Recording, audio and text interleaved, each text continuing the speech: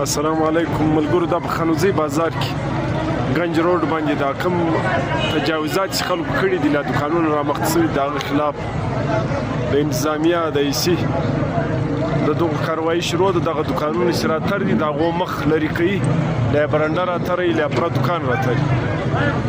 دا د خانوزي د گنج روډ صورتحال ته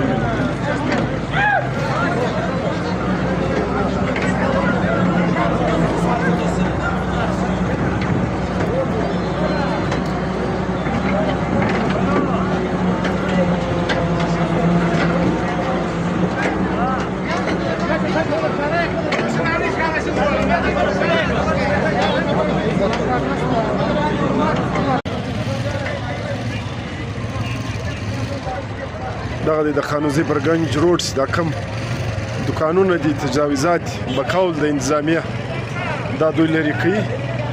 دا اپریشن د دوی شروع ده.